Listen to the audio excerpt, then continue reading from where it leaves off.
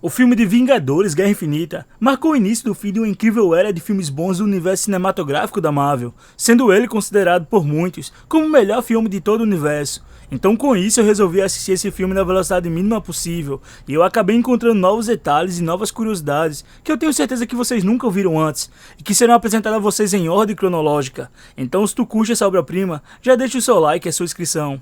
Então agora sim, vamos para o vídeo.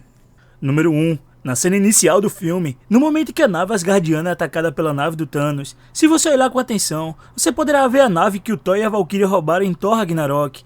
E foi nessa nave que a Valkyria, o Korg, o Miek e a outra metade da população da nave que estava na Terra em Vingadores Ultimato fugiram, sendo essa uma dúvida que muitas pessoas ainda têm a respeito desse sobrevivente de Asgard, até hoje. Número 2. Na cena em que o Hulk está lutando contra o Thanos, vemos que o Thanos o derrota facilmente, e todos nós pensávamos que ele havia ganhado do Hulk por conta da Joia do Poder. Porém isso não é verdade, pois se você olhar atentamente, verá que em nenhum momento vimos a Joia do Poder brilhar, significando que o Thanos não usou ela em nenhum momento, mostrando que ele ganhou do incrível Hulk, usando apenas a sua força física. E isso não faz o menor sentido, pois o Hulk de verdade não seria derrotado dessa forma, mostrando a nós que o Hulk do universo Marvel passa longe de ser o mesmo Hulk que conhecemos no filme do Incrível Hulk de 2008, sendo na minha humilde opinião, um Hulk de outra realidade, pois até a aparência do Abominável não é a mesma do Abominável que apareceu em Shang-Chi e na série da She-Hulk, comprovando que os personagens do filme de 2008 pertencem realmente a outra realidade. Número 3. Ainda nessa cena, no momento em que o Thanos retira os braços do Hulk de cima dele, segurando ele pelos punhos, esse movimento faz referência ao mesmo movimento que o Hulk do Edward Norton fez no Abominável, na luta da cena final do filme. Porém, nesse filme aqui, quem é o Abominável é o Hulk, se é que vocês me entendem. Eu sim. Eu entendi a referência. Número 4. Quando o Doutor Estranho chama o Tony Stark para o Sanctum Sanctorum, no momento em que o Bruce abraça o Tony Stark, é possível ver que seu relógio está marcando um horário de 3 horas e 67 minutos, e esse número se refere à revista dos Vingadores de número 367, que foi lançada em 1963, possuindo Visão em sua capa, sendo esse um prenúncio da morte do Visão no final do filme, pois ele foi o único Vingador que foi morto sem ser por estalo nesse filme, e esse detalhe foi bastante difícil de eu achar, pois se trata de uma hora que sequer existe, mostrando para nós que mesmo após todos esses anos, esse filme ainda guarda muitos detalhes e segredos a serem revelados. Número 5. Na cena em que o Doutor Estranho e o Wong estão explicando ao Bruce e ao Tony sobre o funcionamento das Joias do Infinito, nesse momento vemos que o Tony fala: Vem cá, qual é seu trabalho além de fazer animais com balões?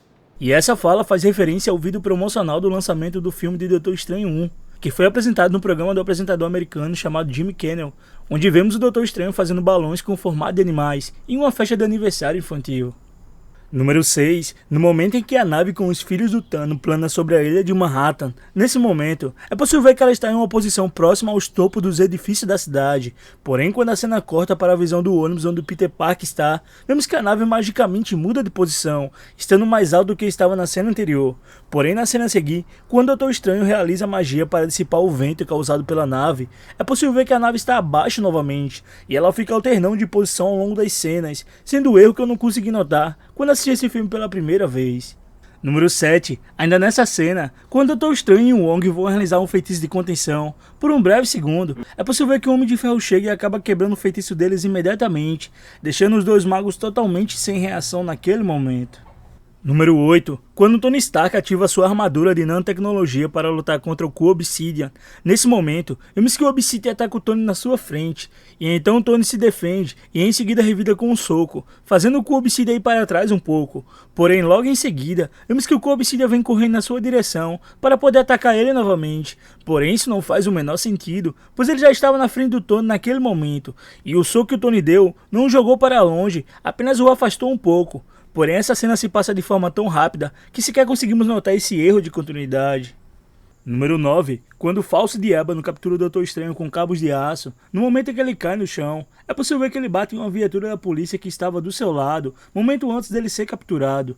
Porém, no momento em que ele é levantado pelo falso de ébano do chão, vemos que a viatura da polícia não está mais ali, e que ele está em um lugar totalmente diferente onde ele havia caído, sendo esse um belo erro de continuidade nessa cena. Número 10. No momento em que o Tony Stark entra na nave do Falso de Ébano para poder resgatar o Doutor Estranho, vemos que ele usa um laser para cortar a nave, e também é possível ver que o vácuo do espaço está puxando tudo para fora, através do buraco feito pelo Tony. Porém, um segundo depois, o buraco magicamente desaparece. Porém, se você olhar atentamente, verá uma camada de nitrogênio aplicada no lugar do buraco, tal como vimos mais na frente no filme. Porém, a cena em que ele fecha o buraco, possivelmente foi retirada do corte final do filme. Número 11. Na cena em que o Bruce Banner pega o celular que estava com o Tony no chão, é possível ver que o celular está sujo e com a parte da frente trincada. Porém, isso não faz o menor sentido, pois o celular estava guardado dentro do casaco do Tony, e quando ele ativou a sua armadura de nanotecnologia, a parte interna do seu corpo fica totalmente fechada, sendo impossível desse celular ter caído do seu traje. Porém, como sempre digo, o roteiro faz o impossível se tornar possível. Número 12. Quando Bruce Banner está tentando invocar o Hulk, vemos que a sua blusa está manchada de lama. Porém, no momento em que ele cai no chão, é possível notar que ela está muito mais manchada de lama do que estava antes, sendo esse mais um erro de continuidade. Número 13. Na cena em que a Gamora está falando a todos sobre os planos de extinção em massa do Thanos, por um breve momento, é possível ver as mãos do Thor tremendo no momento em que ele está tomando a sopa, e também é possível perceber o seu olhar de medo e de espanto somente ao ouvir a Gamora citando o nome do Thanos, mostrando qual aterrorizante foi o seu encontro com ele. Número 14. No momento em que o Thor bate na nave dos Guardiões da Galáxia, é possível ver que ele abre o seu olho, mostrando a todos que ele estava acordado e vivo. Porém, quando ele é colocado para dentro da nave, é possível ver que ele está desmaiado novamente. E isso não faz o menor sentido. Porém, o roteiro precisou dele desmaiado para que essa cena saísse dessa maneira, pois quem manda no filme não é a lógica, e sim o roteiro. Número 15. Na cena em que a Gamora está beijando Peter Quill dentro da nave, nesse momento, vemos que o Drax surge do nada e acaba interrompendo o momento dos dois. E então o Peter Quill fala: Há quanto tempo tá parado aí? 1 hora. Dominei a habilidade de ficar tão incrivelmente imóvel que me torno invisível aos olhos. Certamente estou invisível. Oi, Drax. Droga. E a razão para o Drax achar que está invisível é que ele não consegue enxergar nenhum ser vivo que não se mova, pois em Guardiões da Galáxia Volume 1, na cena em que o Baby Groot está dançando, vemos que o Drax consegue perceber a sua presença. Porém, no momento em que o Baby Groot fica imóvel, o Drax sequer consegue vê-lo. E a mesma coisa acontece no início de Guardiões da Galáxia Volume 2, porém o mais curioso é que ele realmente estava invisível, pois quando a câmera passa pelo local onde ele estava, vemos que não há ninguém, comprovando assim que o Drax realmente estava lá. Número 16. Quando os Guardiões da Galáxia chegam a lugar nenhum, nesse momento, é possível ver um brilho vermelho no canto inferior da tela, que rapidamente se apaga, indicando assim que tudo ali já era uma ilusão criada pelo Thanos com a joia da realidade, como vemos mais na frente no filme. Número 17. Ainda nessa cena, no momento em que o Thanos pisa no colecionador, vemos que ele pergunta: Where's the stone? E essa fala faz referência ao ator Benício Del Toro, que faz o colecionador, que na cena inicial do filme Snatch, lançado em 2001, ele diz: Where is the stone? Número 18. Na cena em que os Guardiões da Galáxia atacam o Doutor Estranho, o Homem de Ferro e o Homem-Aranha, o Doutor Estranho pergunta: What master do you serve? What master do I serve? What am I supposed to say, Jesus? E então Tony responde: You're from Earth. Not from Earth, I'm from Missouri. Yeah, that's on Earth, dipshit. E a razão para o Peter Quill achar que não é da Terra é que no filme dos Guardiões da Galáxia, quando o guarda-home está descrevendo a ficha criminal do Peter Quill, ele diz: Peter Jason Quill, from Terra. Pois fora da Terra, todos os outros seres da galáxia chamam a Terra de Terra em inglês e não de Earth, como é dito pelo Homem de Ferro nessa cena. Número 19. Na cena em que o Thanos vai com a Gamora para Vormir, no momento em que o Caveira Vermelha fala: Gamora, filha de Thanos. Comprovando assim que a Gamora não é adotada, e sim que ela é filha de sangue do Thanos, pois o Caveira Vermelha sabe o nome de todos os seres vivos do universo, pois em Vingadores Ultimato, vemos que a Natasha descobre o verdadeiro nome do seu pai, através do Caveira Vermelha. Natasha, daughter of Ivan. Número 20. Quando a próxima meia-noite chega em Wakanda, é possível ver que a cor da sua pele está bege, e isso não faz o menor sentido, pois quando ela ataca a Wanda e o Visão no início do filme, é possível ver que a cor da sua pele é cinza azulado, e isso é mais um erro de continuidade. Número 21. Na cena em que os Guardiões da Galáxia estão conversando com Tony Stark e o Homem-Aranha, nesse momento, é possível ver a proporção do tamanho da nave em relação ao tamanho deles, porém quando a cena corta para um plano fechado, é possível ver que o tamanho e a proporção da nave muda drasticamente, e isso não faz o menor sentido, pois eles não estão tão distantes da nave para a visão da nave em relação a eles se distorcerem dessa forma, sendo esse mais um erro de continuação nesse filme. Número 22, quando Peter Quill começa a falar do seu passado para impedir que o Thor flertasse com a Gamora. Nesse momento, vemos que o Rocket faz uma expressão de desprezo virando os olhos para cima.